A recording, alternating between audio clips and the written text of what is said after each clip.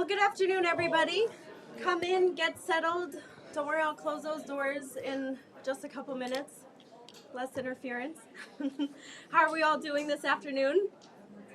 Awesome. Thank you all for joining us for the 9th annual Startup Boston Week. I can't believe it is the last day of what I consider one of the best weeks of the year. The mission with this conference is simple: to bring together the entire startup community across every industry, department, and funding stage.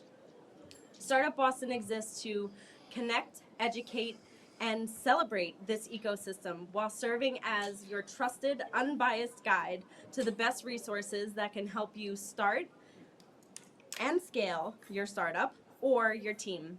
My name is Elena Lobianco. I'm a consultant with TriNet, where we provide a scalable HR infrastructure for startups and small businesses so they can grow confidently and, most importantly, compliantly. I will be your hostess this afternoon. Before we dive in, I do want to give a huge thank you to Suffolk University for hosting us.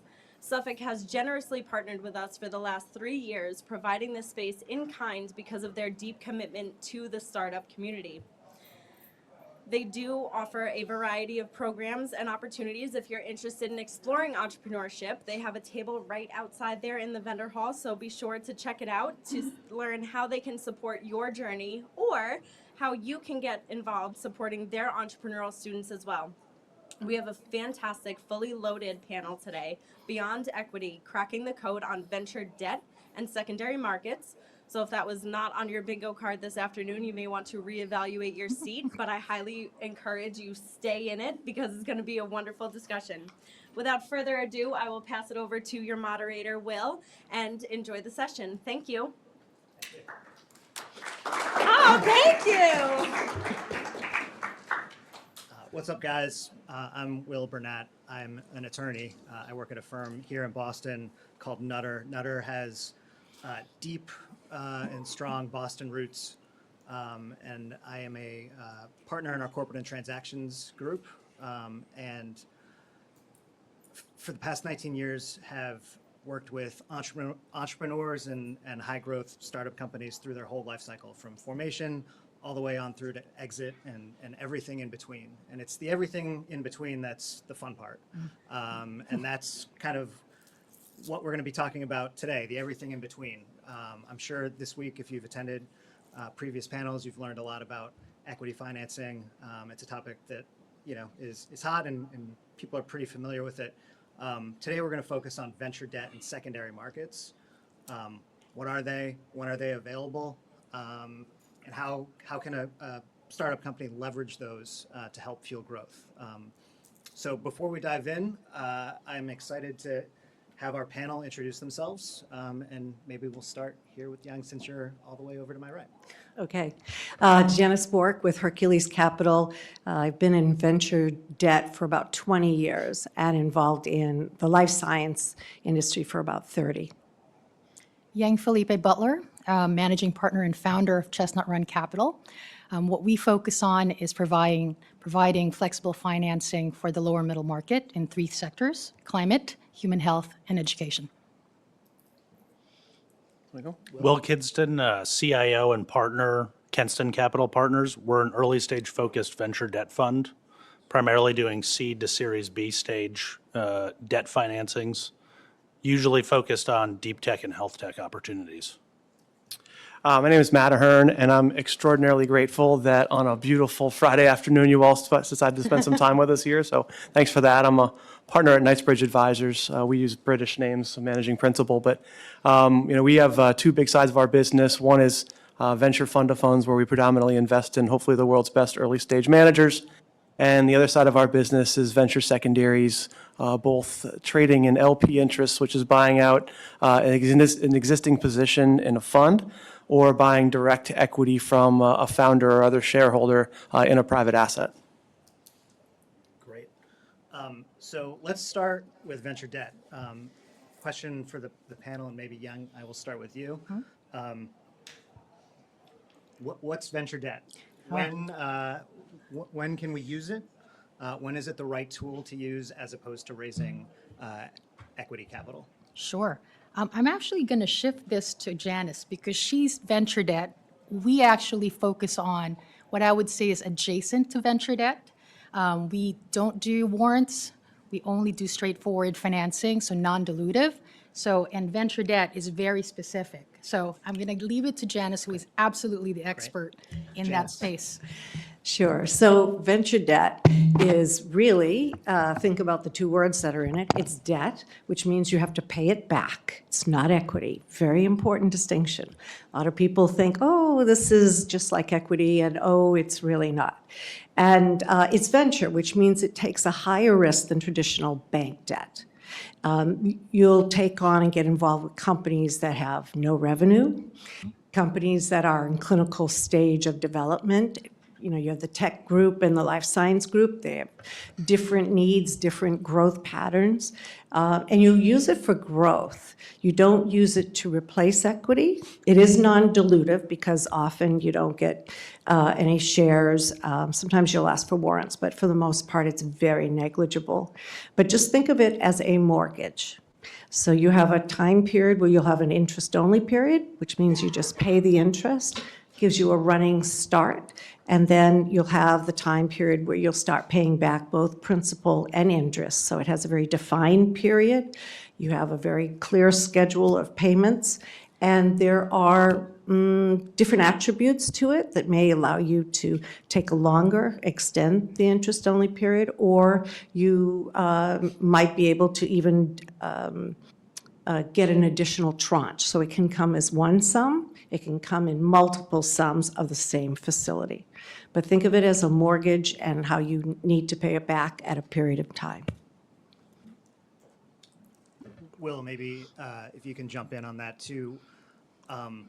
What's the right time for a company to think about venture debt as a corollary or as a an alternative to equity financing? Yeah, great question. So as my partner Jim likes to say, right company, right time. Venture debt too early can be very detrimental to a company's growth prospects. Too late, it's not going to have the intended impact and effect that minimally dilutive capital would have. So generally, in our two verticals, deep tech and health tech, you've got a company with initial core commercial revenue. The product is basically done. Maybe you're working on a version 2, version 3 of the product. And you've got a repeatable sales cycle. So what we want to see is a repeatable sales cycle that has profitable growth built in. Now, you don't necessarily need to be on your immediate path to profitability, but 3 to 4 years on the outside, you're going to be profitable. More recently in the market, I would say we're seeing a lot more companies that have pivoted to maybe a lower growth rate and getting to profitability sooner to control their own destiny, given the somewhat upheaval in the equity market. So that's kind of broad 50,000-foot view of when it can be most effective. Well, can I just extend that scenario? Because I think it's important for the group to see the broader context of options, right? So the venture debt piece and what Will has just described is the ideal time to look for that kind of support financially. After that, when you're looking to scale up, there are a lot of players like our firm that will actually look at your physical assets, for example, and your historical operating model, and provide financing to actually help you just do that hockey stick. So it's a little bit of a combination of both, and you've got providers across that continuum that you should be considering holistically, because that's really the best way to look at capitalization early on in any startup's journey. I think if I could add one thing, when you think about debt, you have to ask yourself the question, how am I going to pay it back? So it doesn't matter where the source of capital comes from. We really don't care. It could come from equity. It could come from an upfront payment for a deal that you did, a BD deal. It could come from maybe a particular grant that you got, or an SBIR, or something out of BARDA if you're in life sciences. So there can be various sources of capital coming in. So it's very basic. You have cash, and you have to repay cash. So the question is, where's your source? And if you can't come up with an answer of where your source is coming from, you should not be taking out debt, because the lender is going to definitely look at that. Yang, when you guys come in, are you taking out existing debt that may already be in place?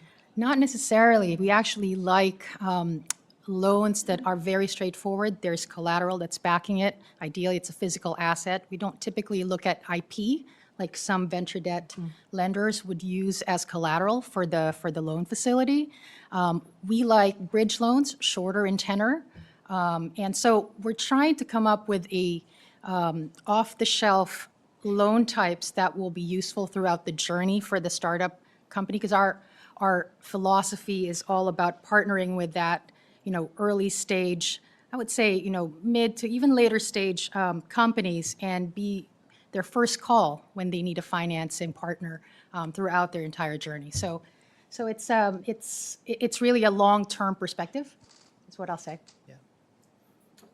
Matt, I'll move to you now. Maybe high level, can you talk about how a secondary transaction fits into this world? When do you see them, and how do they fit into this ecosystem that we're talking about? I think I can uncomplicate it a little bit. I think we're probably here to talk about entrepreneurs, right? So we're probably talking about direct to cap table solutions rather than LP solutions, which is an entirely different discussion.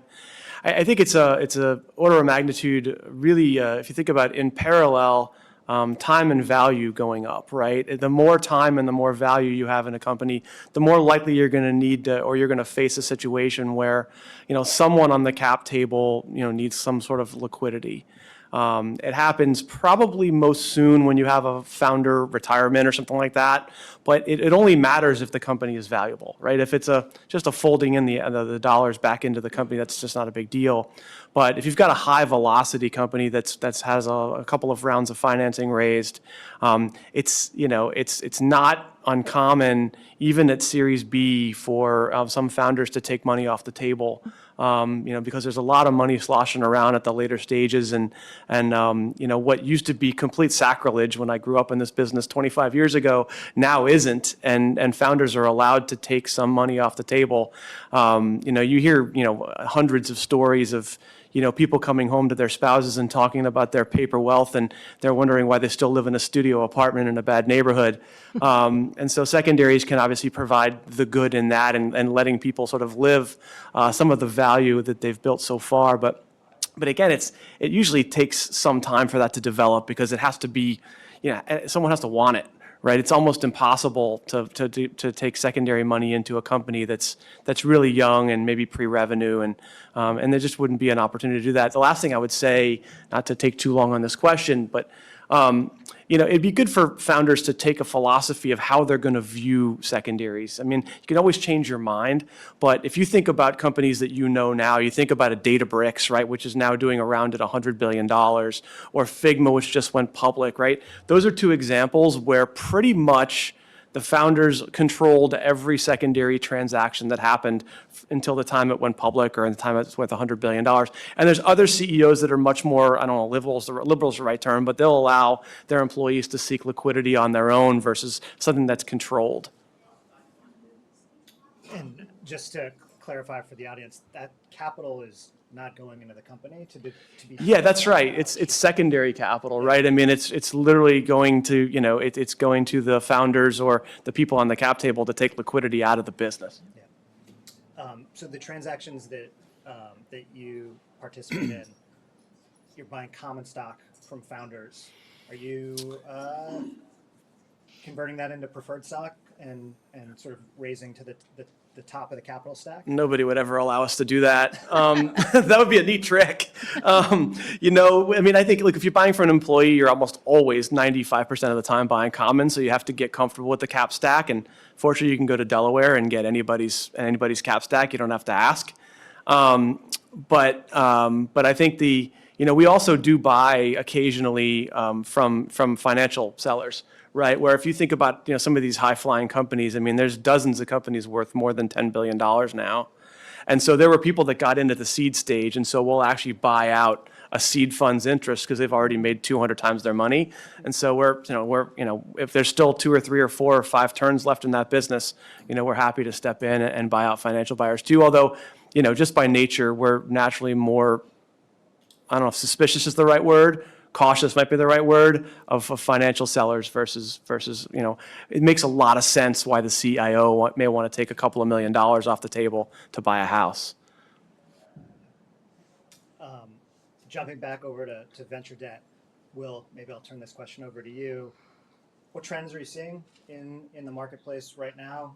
Obviously, venture debt is more expensive than traditional lending solutions, but right, you're looking at a different type of company with a different risk profile. So what are some kind of market trends that you're seeing as far as terms, pricing?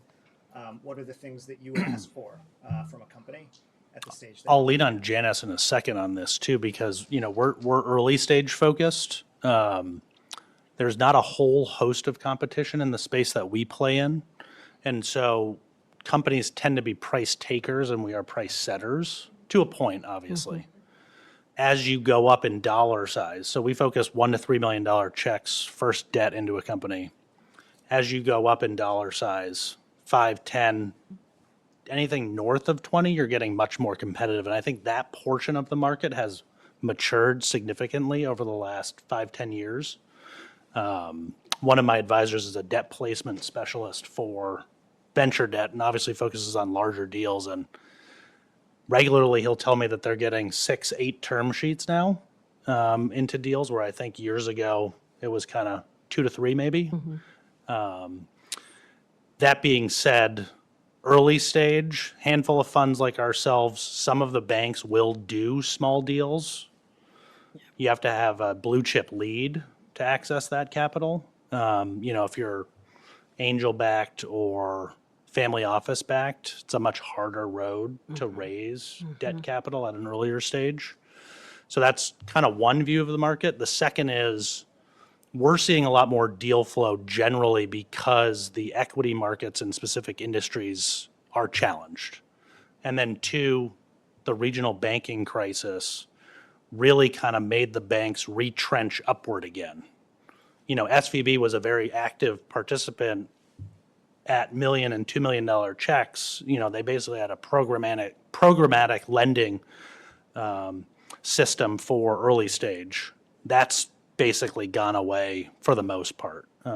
So early stage, not a lot of availability. Later stage, more competition is kind of generally how I would bifurcate the market right now.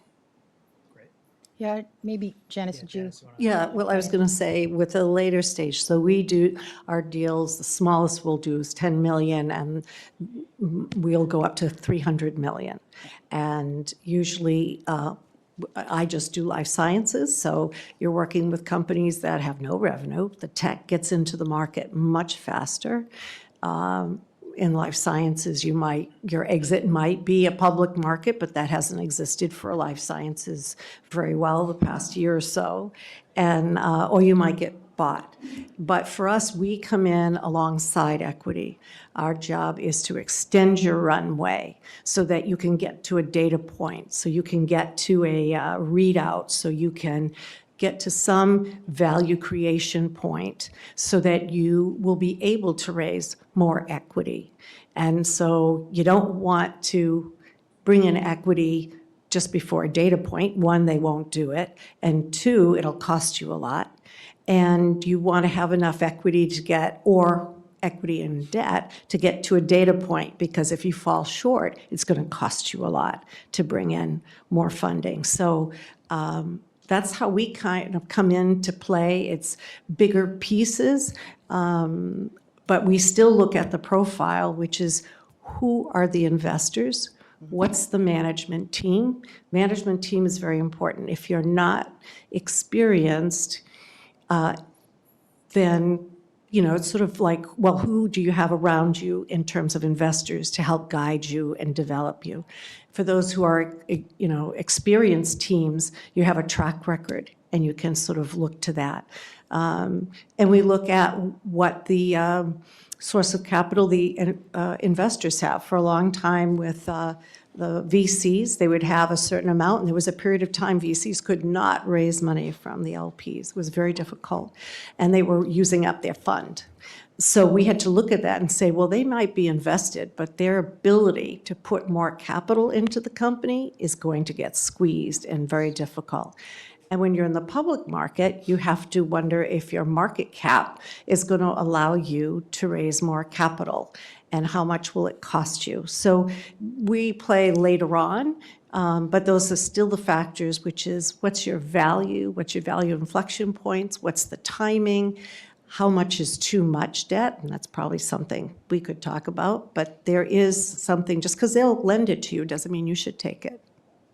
Yeah, and I think just broader industry trend, which is the original question around, I think historically there's been a lot of players and lenders out there that were sector agnostic.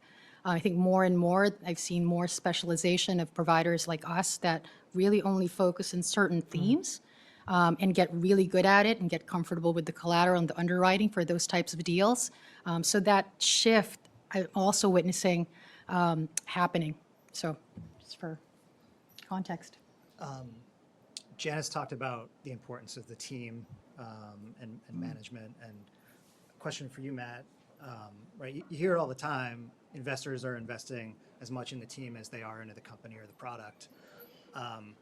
When a founder is taking equity off the table, what concerns do you have that founder remains motivated to continue running the business, according to the plan that you're expecting?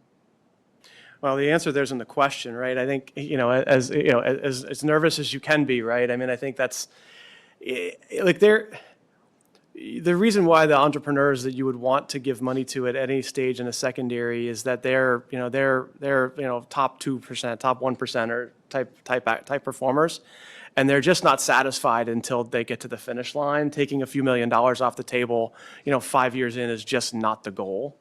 I mean, I think, so for us, we have a pretty strict set of criteria that we look at. And one of them is that, we need to have, very, very, because we don't take board seats, right? So we need a very close relationship, often an investment in one of the firms that's on the board, right? So that we have, if we don't have direct access to as much information as you'd want, we get that from, the board members that are partners in the funds in which we invest. So it's really, we learn a lot. And I think we also only really do any secondaries in companies that we've been at the very earliest stages, right? So we know the life cycle on it. It's very rare that somebody sort of drops a deal on us and we go, oh, this is a cool company. Let's start diligence from scratch and see if we want to buy out some founder shares, right? It's much more of a situation where, we had some look-through interest in the seed and Series A and other things. So we've had a 5 or 6 or 7 or 10 or 12-year relationship with this company, know who's been hired and fired, know where they've stubbed their toe and what direction they're going. So for us, we have a pretty good idea of how they feel about things. And I think, I don't want to make it sound easy because there are pitfalls, right? Unlike almost anything else, buyouts and other things in private assets, a lot of venture companies do go to zero, right? And probably even more of them in this cycle just stay as they are almost in perpetuity. And neither one of those are good exit scenarios. And so you have to just be very careful. In my mind, you have to be very careful about, buying the companies that are going to be the winners or second place in their sectors, because everybody else is just going to be skimming along, maybe in perpetuity, because there's the amount of companies that have $100+ million in revenue that are mildly profitable that are never going to get better than that and never going to get worse than that is probably too many to count. And that's very hard for anyone to get out. Like a lot of times, because whether or not you're on the cap table, the CEO is usually in charge. So let's build upon that for a second. I suspect that you guys as debt providers are not taking board seats either. No. So you're structuring covenants into your loan documents that give you some control feature, right? Some mechanism to control the action of the company, or at least prevent certain actions. So maybe Janice, I'll Sure. go to you first. What sorts of covenants do you typically require as part of your deals? And how can a founder navigate those appropriately, given maybe they're not used to giving up that level of control? Right. So covenants are both affirmative and non-affirmative. So it means there are things you must do, and there are covenants of what you must not do. That's really basic in your loan document. And you want to read that. Your attorneys can help you a great deal in reading through that. But the covenants might say you'll have the general terms that might be in the term sheet. You know, you're going to pay interest at this rate over this period of time. It mimics what's in the term sheet. But the other types of covenants might mean you need to keep your funds in a bank account that we have a control over, which not everyday control, but if there's an issue, we can go into the bank and say, freeze those funds. That everybody does that if you have some sort of debt. There's a way for us to be able to halt the process and say to somebody, we need to come to the table, we need to talk about what's happening, we don't understand what the issue is, and we either need to reformulate how we're doing this, or we need to come up with some other solution. So you'll have where you might keep it, you might have covenants on where your IP is located.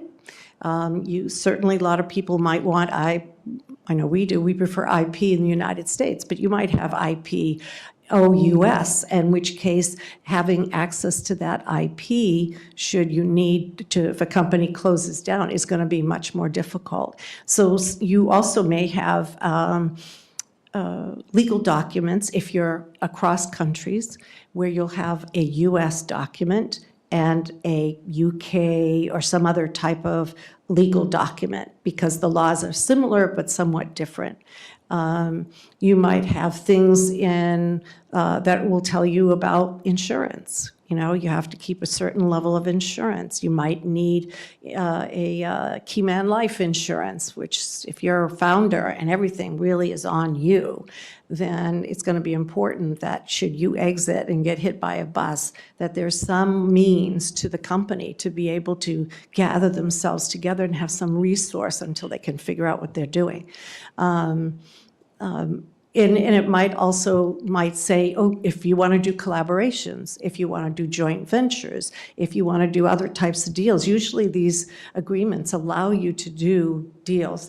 We want you to do deals, but there'll be rules around that, how much you can invest. If you're given a loan for $5 million, we certainly don't want you to go dump it in a joint venture for $5 million. So there'll be restrictions around pots of money and how you can use that.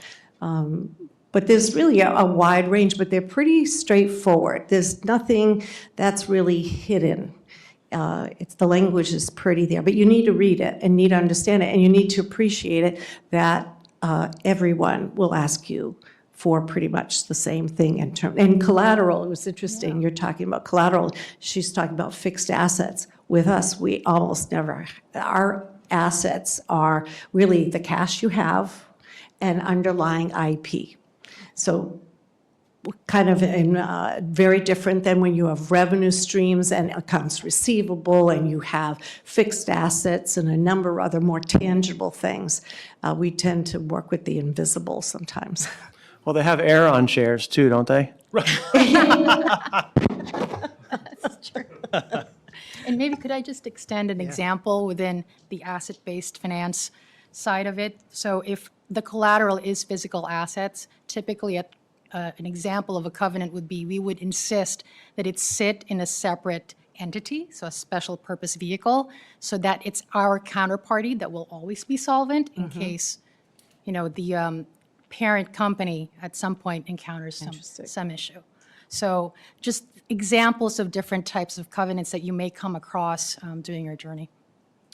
So having worked with startup companies for close to 20 years, I know with certainty that whatever covenants they may agree to at the outset, they are going to fall short of in some way through the life of the loan, whether they miss a financial covenant or they inadvertently blow some negative covenant to, provide financial statements, whatever it may be.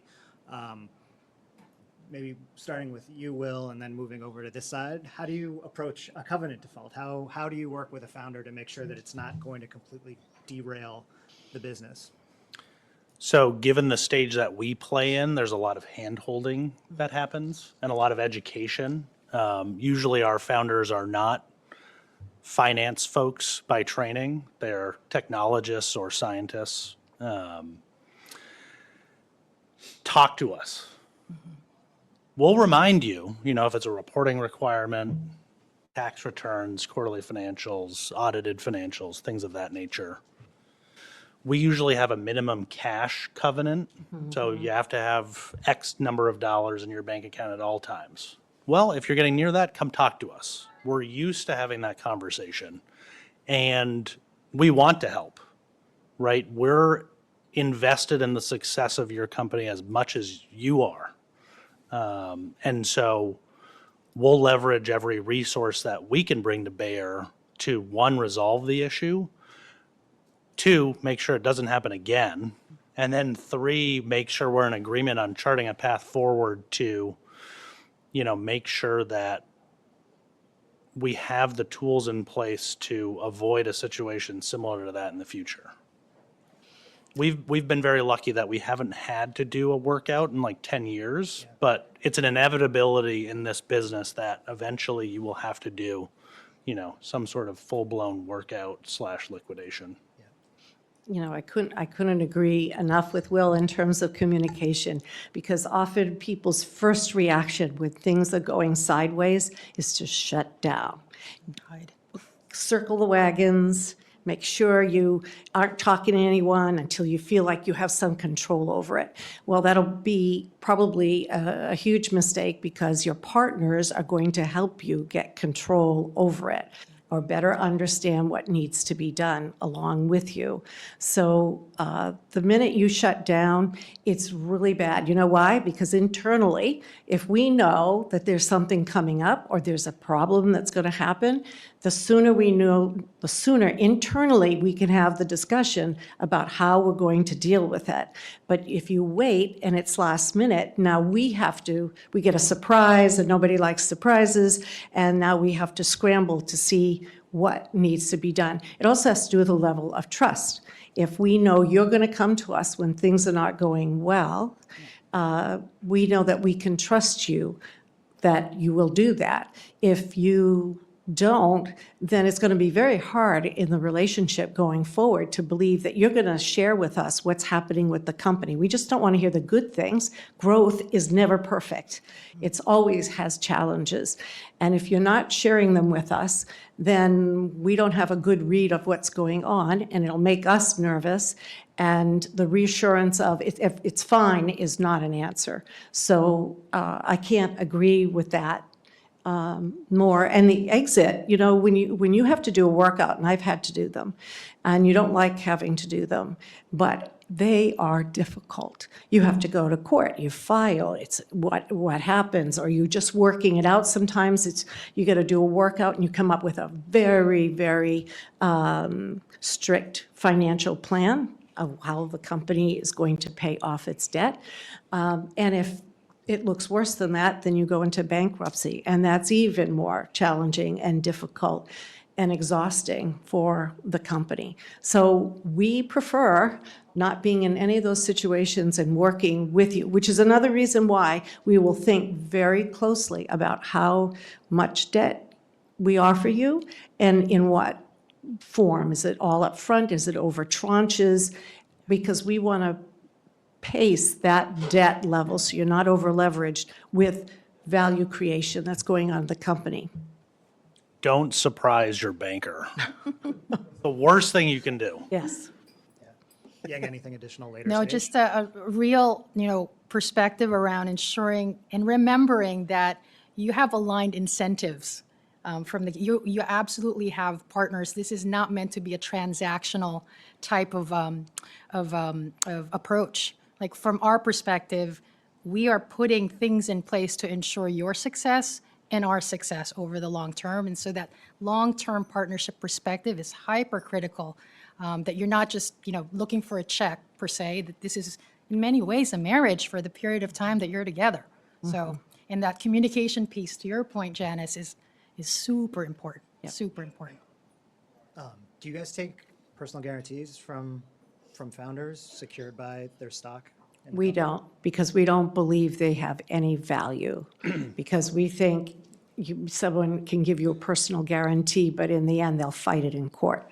And so we just view them as not valuable. Yeah. We Exception don't do basis. majority shareholder, single shareholder deals. Yeah. To her point, Yeah. it's kind of worthless in most cases. It's very rare, and if you do it, you can, the bank or the venture debt provider is going to lock into how much money they're going to put aside, and someplace where it can be kind of like having, a min cash covenant. You're going to have cash, you're going to have to keep in an account somewhere so they know if something goes sideways, they have access to that capital, because for the most part, everyone's going to tuck their dollars away, and you will have access to nothing. And it's not used, it's not to call people bad, because I will tell you, when you're doing these deals, everyone has the best intentions, the most upstanding intentions. I'm going to take this money, I'm going to perform, I am going to pay you back. But life doesn't always go that way. And so when the conversation comes to the point where you're not going to be able to pay it back, suddenly people become very different. They really do. Some are what you thought you had when you started the journey, and others turn into these individuals that you're like, what happened to this arrangement that we had here? And so we've learned that the best intentions change when things go sideways. They can, not always. There's many people who work very hard to fulfill their responsibilities. Yeah, look, entrepreneurship and venture is about optimism, Yes. right? I mean, if you aren't like chronically optimistic, then I think you're gonna have a hard time being successful. And just by nature, that doesn't always include, downside protection, right? Which just doesn't exist. So, I mean, yeah, it totally makes sense that people are going into it in earnest. Yeah. Right, and effort, and it just sometimes doesn't work out because of whether it's your own work or whether it's the work of outside parties or a customer goes out of business or whatever it is. You just don't always have ball control. Maybe I'd like to say a few words about projections, because we ask for projections. There's projections and there's projections. So when we were talking about optimism, I have seen so many optimistic balance sheets and income statements, and they look like this. And we're like, wow, I don't think we've seen any company do that. So we'll go back and say, well, that's optimistic, but it's not real. So we'd like you to come back with maybe this is A, here's B, and oh, by the way, if C happens, what are you going to do? How are you going to manage your expenses? How are you going to draw back? Will you have a RIF? How are you going to, sort of double down to manage the company when things are going badly? But we are very, you can't trick us into thinking you're different. You're all special, but you're not different in the sense of those first years are going to be challenging. You're going to run into things you didn't anticipate, and it tells us the level of experience and maybe maturity that the entrepreneurs have when they give us projections that are realistic. And you still want, the optimism, but you say to us, I got a plan, and if I don't hit those numbers at this point, or I don't hit that value point, this is what I'm going to do, and I can execute on that. Very important. It's a great point. And one thing I encounter a lot, given the stage we play in, is because these entrepreneurs are not trained finance folks, they usually don't have a very robust 3-statement financial model when they're Right. going out to try and raise their first debt. So no lender is going to talk to you basically unless you have that. And so One thing that we do is we leverage our relationships to bring in part-time fractional CFOs to support companies. Some of our companies, when we start talking to them, already have them in place, but if you don't, worth their weight in gold. Yes. They will prepare you not only for a debt fundraise, but an equity fundraise, reporting, et cetera, generally help mature your business where you're not great. The second thing I would say is during ZERP, like 3, 4, 5 years ago, everyone had one model, and it was the equity model. The last couple of years, more companies are coming to us with two models, one for the equity investors and one for the debt provider. And another point based off Janice's comments, be realistic, because we're going to be realistic. If you have some pie in the sky, crazy growth rate that doesn't have analytical backing to it, we're just not going to believe it, and you're going to lose credibility at an early stage in our process, which just leaves a bad taste in our mouth. So, Okay, I got to ask you something now then. So I think historically that's correct, but we have more than 24 companies in our portfolio that have grown to $100 million in revenue in the first year, right? So, and those are outliers. right, but they're not really an outlier anymore, right? Like the AI, the sort of appetite for AI businesses and the amount of money that people are willing to spend to ramp up those businesses is getting to be a pretty large part of the asset class. And I think something like 80% of the money that went into venture last year was into AI companies, right? So I think I understand what you're talking about. It's not really a counterpoint necessarily, but I think we have to make sure that we're adapting to the fact that there's going to be these crazy models that entrepreneurs come up with that are actually working, right? And it's exciting and frightening in the same breath. Well, we're still going to discount it in underwriting. Yeah, exactly. Well, who knows? Great They may point. not be coming for debt. I don't know. But like but you're right. Yeah, of course you are. Yeah, you should, if you can. Well, we're almost out of time, and I'll turn it over to the audience for questions. But maybe my last question to the panel, lightning round style, going to my left to right. Maybe for the folks in the room that are approaching venture debt or a secondary transaction, for the first time, they're thinking about it. Advice, pitfalls, things that they should be concerned about, or things that they might overlook. Last parting words from each of you. So I think for us, given where we play in the market, we're very happy and open to talking to founders at any stage, be it you're raising your first friends and family round and one deck, because we like to follow you along the journey, and you can start learning about debt from us. And it's a 30-minute conversation, then maybe we talk a year later if it's not a fit at that time.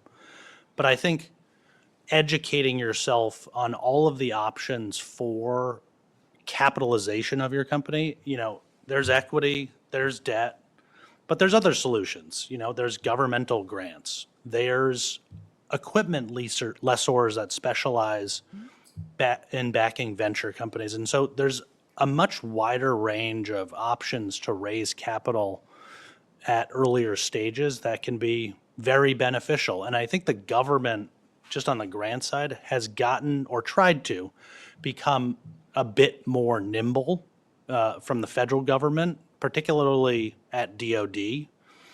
But also here in Massachusetts, just a little plug for Mass Ventures, our former sister fund from our last fund. They run a whole host of non-dilutive financing grant programs that can be very beneficial for early stage companies. So reach out to Charlie, reach out to Vineet, and ask them for some money. I don't have nearly that good of advice. Yeah, I mean, I think if you're an entrepreneur and you're running a company, just be thoughtful about who you bring onto your cap table. I mean, obviously you're going to be thoughtful about the VCs or anybody else that you allow, into your boardroom or onto your cap table, because reputationally, it's going to allow you to raise better money going forward. It'll allow you to do secondary transactions if you have a premium quality GP on your cap table if you can do it. That doesn't mean you shouldn't raise the money if you can raise it, but if you have that choice, be thoughtful about that. At least I would be. I would try to control your cap table as best as you can. Make sure that if you do need to seek a secondary opportunity, that the people that you're bringing on have a reputation of being benevolent. Obviously we would count ourselves as that, otherwise I wouldn't have brought it up. But there's lots of others, and I think the last thing I would say, and this is a hard thing to say for deal flow purposes, but get to know the intermediary universe. Because it's really inexpensive, if not free, to be able to use intermediaries, and they will help you navigate what can be a very complicated process. Good advice. I would say, because I tend to come on later on, but if I think about the entrepreneurial stage, I would say find out if any of your investors have worked with venture debt before, because many times your board has to get educated, or they have not a clear understanding of how debt works. Also, if you have not used it before, obviously, go talk to another CEO who has. Ask the firm who they've worked with. Find out how the venture capital firm has performed when things went sideways. You want to talk to a company that has done that with a particular venture debt player, because, we can all hold hands and say, yeah, when things are going well. But when things are going sideways, you need to know you've got a partner there with you to work it through. So I would say part of the education is go talk to folks about their experience. What did they find difficult? What did they find okay? And because we work with public companies, it's very easy to look at some of the venture debt deals that are out there. Just go look at public companies, look at their financials, and they'll tell you about some of the information because it's all public. And that's another good way to sort of orient yourself. Go read the 10K from Hercules. You'll learn a lot. Oh, it's thick, very thick. Yeah, and I guess I'll just say that, and to underscore, I think both your points around thinking holistically about all of your options to build your cap stack, and raising debt or even equity when you may not need it right away, but just queuing up those partners as you go through your journey and being prepared to do that is extremely important. And if you don't know how to do that, get advice, because to your point, Will, it is so valuable, especially in the early stage, to just have guidance in how to actually navigate it. Actually, I would like to emphasize that because you need to have a strategy. You need a financial strategy. So it's not a tech strategy, but a financial strategy. At what point can I do what? What can I have access to? How much should I probably bring in? You need to have a path forward as opposed to just arriving and then hoping for the best. From a timing perspective, it's always going to take longer Always. than they think. The worst time to be thinking about this stuff and trying to raise money is when you're about to run out of money. Right? Exactly. We have a saying, raise money when you have money. Got it. Well, great, thank you guys. We will open it up to the audience for questions.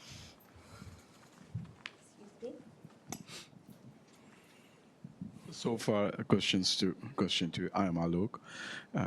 With a biotech, we are a biotech company as of now. So far, we have known that in this highway, there are potholes, stalled vehicles, and all that. So that we know. Thank you for telling us that. What we don't know, or what I don't know personally, what are the advantages? You are not a bank. You are not going to be an equity partner. What are my advantages for going with you? Why not I go to a bank? To question to you.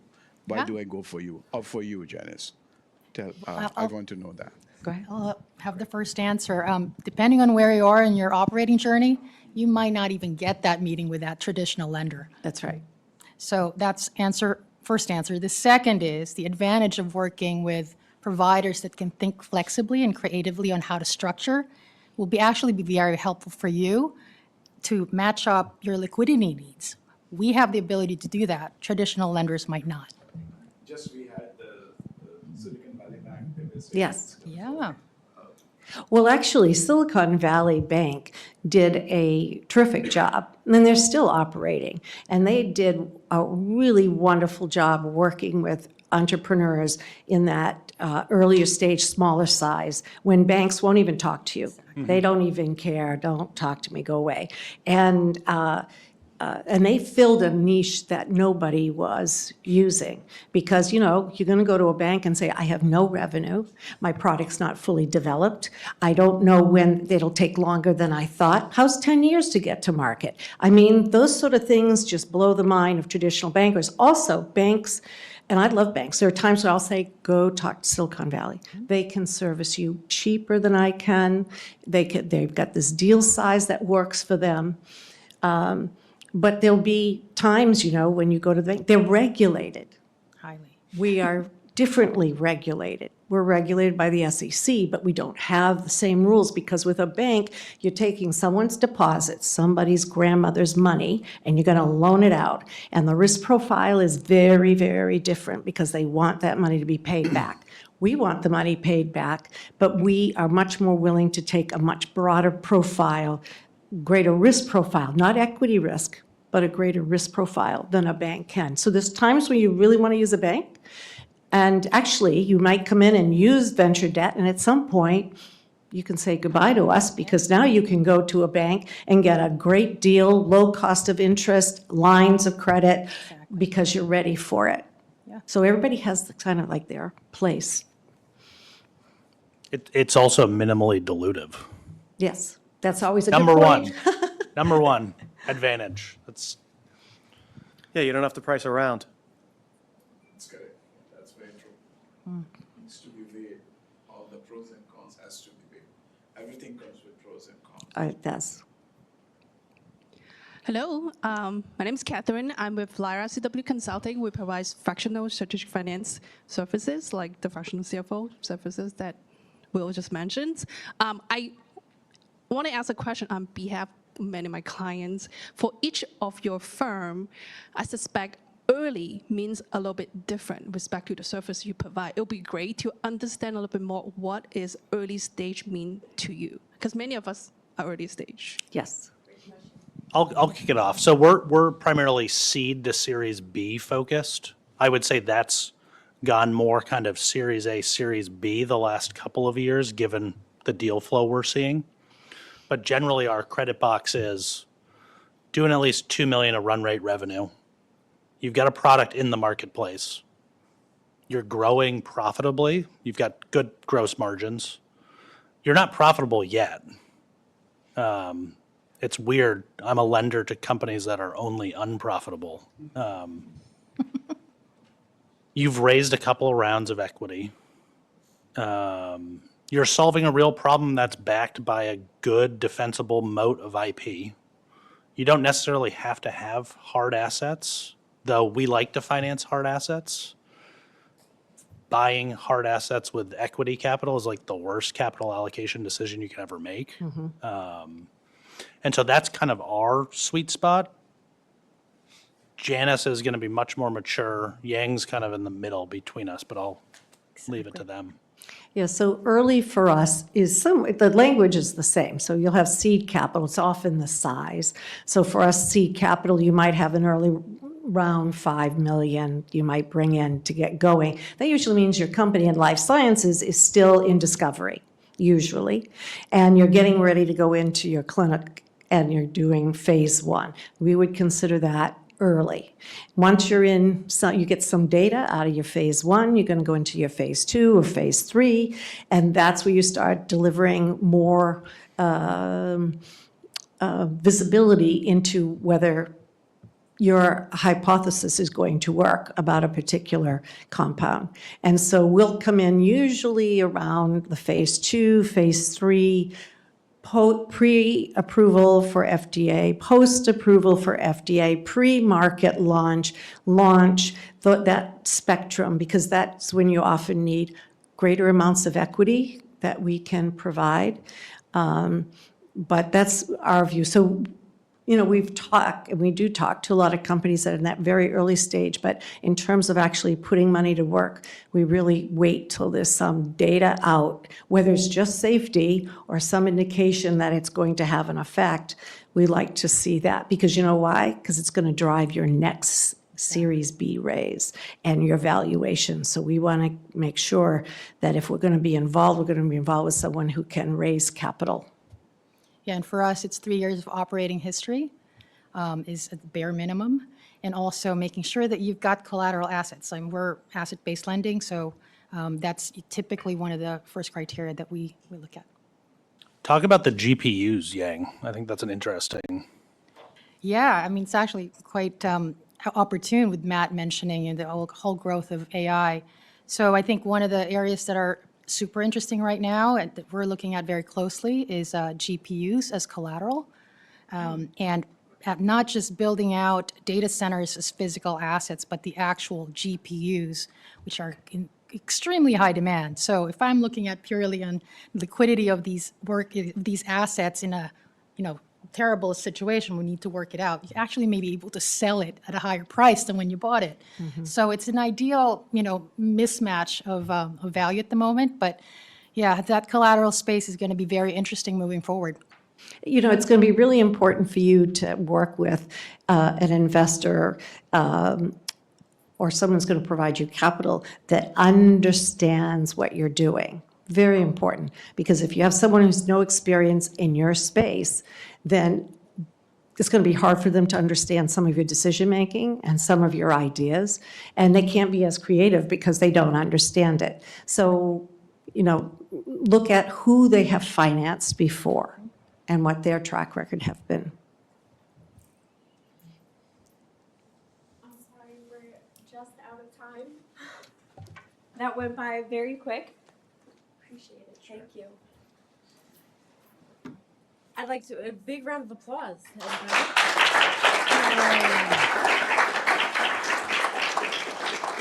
Huge thank you to our speakers. Thank you so much. And it's almost as if we planned it, ending on time like this. Day's not over yet. We've got one more final session. We have our closing party and the startup showcase happening tonight, 6:30 p.m. right here at Suffolk University. And I know that you guys want to mingle. Absolutely encourage it. Just please not in this room, or at least not for too long. I'll give you guys a little grace.